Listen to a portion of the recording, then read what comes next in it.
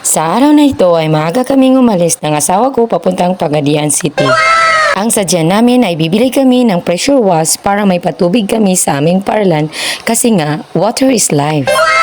Nakasanayan ko na talaga ngayon na magbi-video. Kahit maaga pa kaming nakabiyahe, ramdam ko na rin ang sobrang init kahit nasa loob kami ng kotse. Ramdam niyo na rin ba ang sobrang init ng panahon natin ngayon? Mga 7:30 ng umaga pa kami nito pero nakikita na natin na parang tanghali na. Grabe na talaga ang pagbabago ng temperatura natin.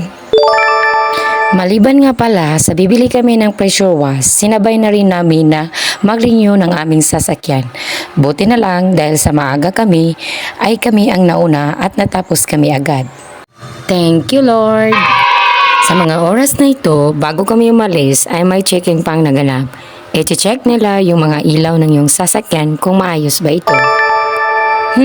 Maayos ba talaga pang o may kulang dyan? Hala, mukha yata hindi pa tayo makaalis Mukhang nagkakaberya pa yata. Wala nang patumpik-tumpik, pumunta kami agad sa tindahan na pwede naming pagbilhan.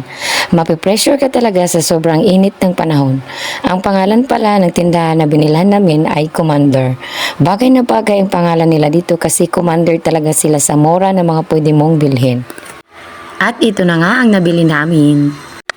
Siyempre dahil nandito na kami, hindi na namin pinalampas at pupunta kami sa Gaisano Mall para kami ay magpalamig. Dahil nga may mga anak kami at may gustong ipabili ay ano pa ba ang gagawin ay di bibilhin. Hanggang dito na lang ako hanggang sa susunod na video ha.